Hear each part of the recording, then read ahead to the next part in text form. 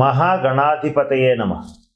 ఈరోజు మనం 2023 సంవత్సరం ఏప్రిల్ నెల రాశి ఫలాల్లో భాగంగా కుంభరాశి వారికి ఈ మాసం ఎలా ఉంటుంది అనేటువంటి అంశం గురించి తెలుసుకుందాం.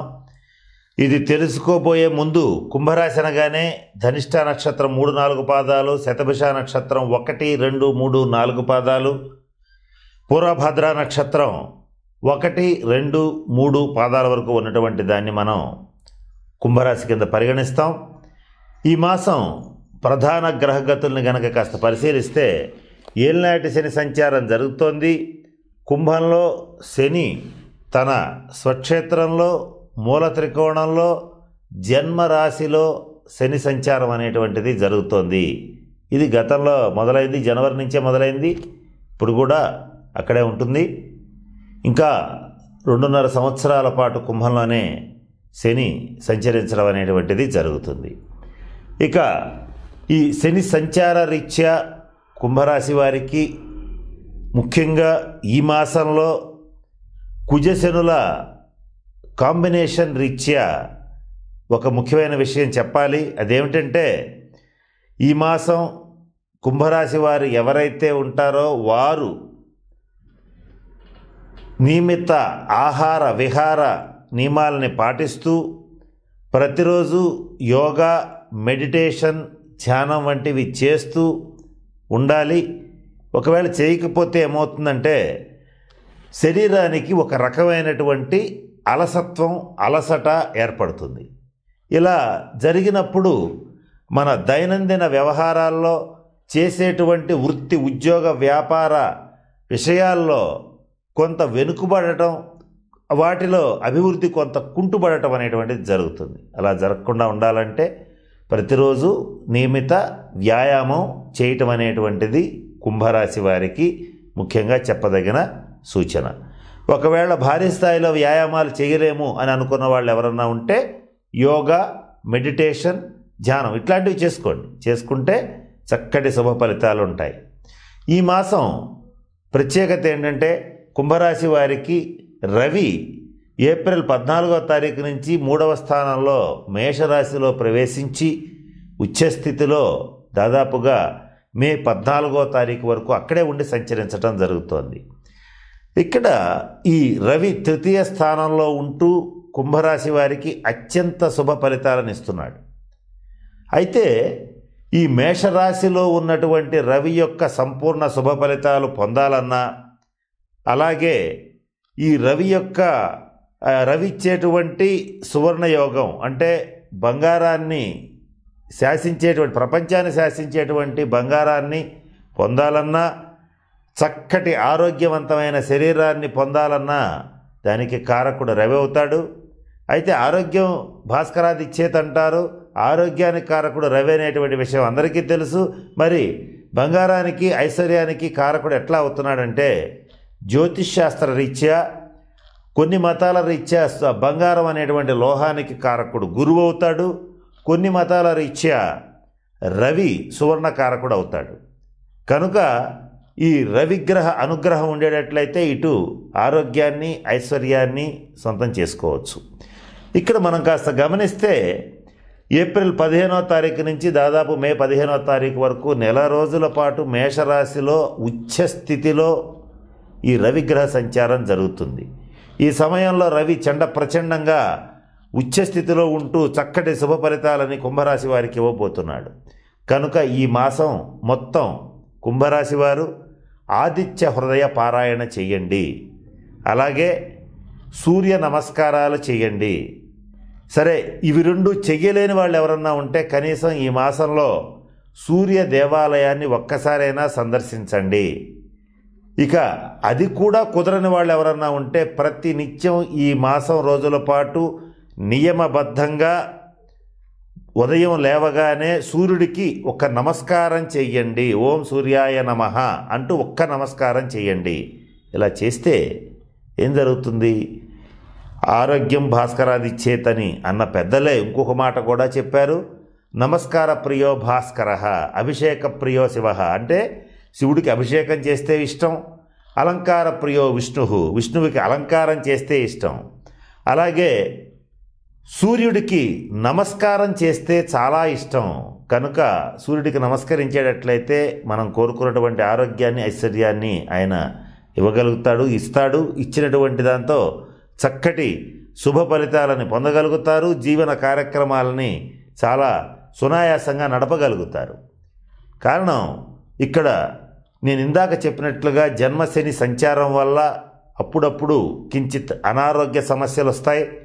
జీర్ణ సంబంధమైన సమస్యలు, వాత సంబంధమైనటువంటి వ్యాధులు, ఎముకలకి సంబంధించిన సమస్యలు, చర్మ సమస్యలు, ఈఎన్టీ సమస్యలు అంటే చెవి, ముక్కు, గొంతు సమస్యలు, అలాగే జాయింట్ పెయిన్స్, కండరాలు, నరాలకు సంబంధించినటువంటి సమస్యలు ఈ మాసం శనిగ్రహ ప్రభావరీత్యా వచ్చే అవకాశం ఉంది. కనుక సూర్యారాధన చేస్తే ఈ మాసం అంతా కనుక చేయగలిగితే ఈ సంవత్సరం అంతా మీరు చేయాల్సిన అవసరం లేదు. చెయ్యొద్దు అని కాదు, కానీ సంవత్సరం అంతా కూడా చేసినటువంటి మంచి ఫలితం ఉంటుంది.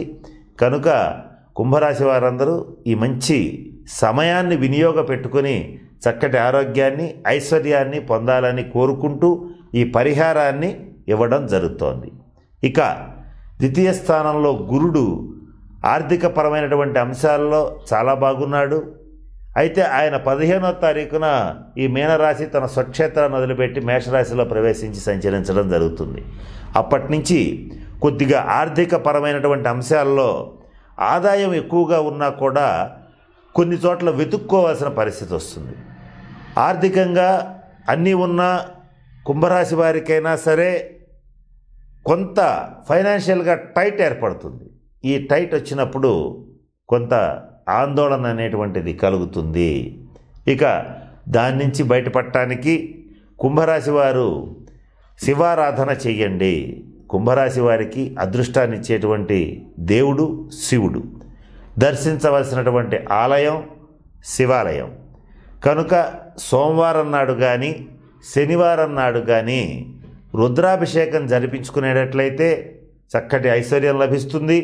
అలాగే ఏదైనా సరే ఒక ముఖ్యమైన కార్యక్రమం చేపట్టాలన్నా, ఒక కొత్త పని ప్రారంభించాలన్నా సోమవారం నాడు కానీ శనివారం కానీ ఈశ్వరాభిషేకం జరిపించుకుని లేదా శివాలయంలో ఈశ్వర సందర్శనం చేసి ఆ తర్వాత ఆ పని ప్రారంభిస్తే తప్పకుండా విజయవంతం అవుతుంది. అలాగే ఈ మాసం మనం గమనిస్తే కుంభరాశికి రాజయోగకారకుడైనటువంటి శుక్రుడు మొదటి వారం వరకు మేషరాశిలో ఉంటున్నాడు. తర్వాత మొత్తం చతుర్థ స్థానంలో వృషభ రాశిలో స్వక్షేత్రంలో సంచరిస్తున్నాడు. ఈ శుక్రగ్రహ ప్రభావం వల్ల ఈ కుంభరాశి వాళ్ళకి చాలా అద్భుతమైన శుభ ఫలితాలు ఉంటాయి. గృహ సౌఖ్యం ఏర్పడుతుంది. ఎవరైతే గృహం కొనుక్కోలేక బాధలు పడుతుంటారో, ఇబ్బందులు పడుతుంటారో వాళ్ళకి గృహ ప్రవేశ యోగ్యత కానీ, శంకుస్థాపన చేసేటువంటి యోగ్యత కానీ, భూమి పూజ చేసేటువంటి యోగ్యత కానీ లభించే అవకాశాలు ఈ మాసంలో పుష్కలంగా ఉన్నాయి. అటువంటి మంచి అవకాశం, కనీసం కొనుగోలు చేసే అవకాశం, ఇటువంటివన్నీ కూడా ఈ మాసంలో మీకు సుస్పష్టంగా శుక్రగ్రహ ప్రభావం వల్ల ఏర్పడబోతున్నాయి. సౌఖ్యం ఏర్పడుతుంది. భోజన సౌఖ్యం, శయ్యా సౌఖ్యం, మాతృ సౌఖ్యం ఇవన్నీ కూడా ఏర్పడబోతున్నాయి. Luxury goods, luxury items, luxury villas, అలాగే విలాసవంతమైనటువంటి వస్తువులని సేకరించడం ఇవన్నీ కూడా ఈ మాసంలో కుంభరాశి వారికి గోచరిస్తున్నాయి.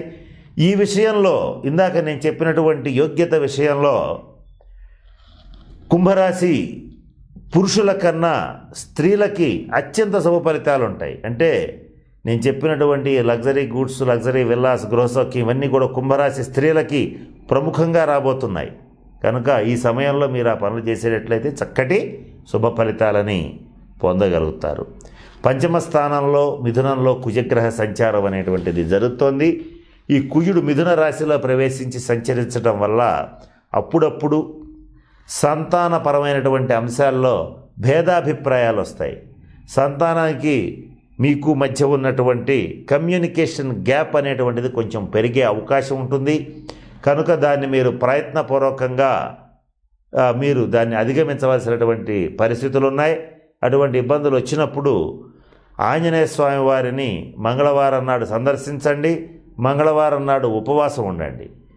ఇలా చేస్తే మీకు ఈ కుజగ్రహ అనుగ్రహం వల్ల సంతానపరమైనటువంటి చిక్కులు కూడా తొలగిపోతాయి. మీకు అదృష్టాన్ని ఇచ్చేటువంటి రంగుగా నలుపు లేదా నీలాన్ని తెలియజేయవచ్చు. అంటే మీరు వాడేటువంటి వెహికల్స్, కార్లు కానీ బైకులు కానీ నలుపు రంగులో కానీ నీల రంగులో కానీ ఉండేటట్లుగా చూసుకోండి. దానివల్ల మీకు మంచి అదృష్టాన్ని ఇస్తుంది. అలాగే మీకు కలిసి వచ్చేటువంటి సంఖ్య 8. అంటే మీ కార్ యొక్క నెంబర్ కానీ మీ బైక్ యొక్క నెంబరు కానీ టోటల్ 8 వచ్చేట్టుగా చూసుకోండి. లేదంటే మీరు వాడేటువంటి సెల్ ఫోన్ యొక్క నెంబరు మొత్తం కూడితే 8 వచ్చేట్టుగా చూసుకునేటట్లయితే అది మీకు అదృష్టాన్ని ఇస్తుంది. పడమర దిశగా చేసేటువంటి ప్రతి ప్రయాణం ఈ మాసం మీకు అనుకూలమైన శుభ ఫలితాలు ఇస్తుంది. పడమర దిశ మీకు అద్భుతమైనటువంటి శుభ ఫలితాలను ఇచ్చేటువంటి పరిస్థితులు సుస్పష్టంగా గోచరిస్తున్నాయి. మీకు కలిసి వచ్చేటువంటి వారం శనివారం. మీరు ఏదైనా సరే ఒక ముఖ్యమైన పని చేయాలన్నా, ప్రముఖుల్ని కలవాలన్నా శనివారం కలవండి. పొరపాటును కూడా ఆదివారం కలవడానికి ప్రయత్నం చేయవద్దు. ఈ ఆదివారం కలవడానికి ప్రయత్నం చేస్తే ఏమవుతుంది అని అంటే అది మీకు వ్యతిరేకమైనటువంటి ఫలితాలను ఇచ్చే వారం కనుక ఆ సమయంలో ప్రముఖుల్ని కలిసినా కొత్త కార్యక్రమాలు చేపట్టినా ఇబ్బందులు ఎదురవుతాయి. పనులు పూర్తిగావు అసంపూర్తిగా వదిలివేయవలసినటువంటి పరిస్థితులు తోసుకుని వస్తాయి. కనుక మీరు ఈ ఇబ్బందులు పడకుండా ఉండాలంటే నేను చెప్పినటువంటి సూచనలను వీలైనంత వరకు పాటించండి. ఇక మీకు కలిసి వచ్చేటువంటి లోహం వెండి. అంటే మీరు వెండి ఉంగరాన్ని ధరించండి, లేదంటే వెండి లాకెట్ని మెడలో వేసుకోండి, లేదంటే 4 పలకలుగా ఉండేటువంటి ఒక వెండి డాలర్ని లేదా ఒక వెండి లాకెట్ని మీ దగ్గర మీ జేబులో కానీ పర్సులో కానీ ఉంచుకునేటట్లయితే అది మీకు చక్కటి అదృష్టాన్ని ఇస్తుంది. ఇక ఈ మాసంలో మీకున్నటువంటి వర్క్ ప్లేస్లో ఉన్నటువంటి ప్రెషర్ రీత్యా, అంటే ఒత్తిడి రీత్యా కుటుంబ సభ్యుల మీద తగినంత ఫోకస్ పెట్టలేరు, తగినంత ప్రేమ వాత్సల్యం అభిమానం చూపించలేకపోతారు. ఇది మీకు కొంత ఇబ్బంది కలిగిస్తుంది. మీకు మీ జీవిత భాగస్వామికి మీ కుటుంబ సభ్యులకి మధ్య కొంత గ్యాప్ అనేటువంటిది క్రియేట్ అయ్యే అవకాశం ఉంటుంది. అధికంగా శ్రమ చేయాల్సిన పరిస్థితులు ఉంటాయి, కానీ చేయటానికి శరీరం మనసు సహకరించే పరిస్థితి ఉండదు. ఇటువంటి వస్తాయి కనుకనే ఈ మాసంలో నేను చెప్పినటువంటి రవిగ్రహ పరిహారాలను కనుక చేసేటట్లయితే, ఆదిత్య హృదయ పారాయణ చేసేటట్లయితే ఈ ఇబ్బందులన్నీ కూడా తొలగిపోతాయి.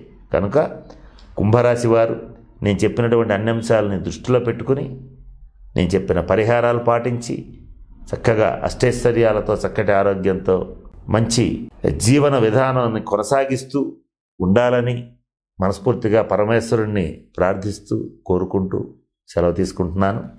స్వస్తి. ఈ వీడియో కానీ మీకు నచ్చినట్లయితే లైక్, కామెంట్, షేర్ చేయండి. మరిన్ని అప్డేట్స్ కోసం సబ్స్క్రైబ్ చేయండి.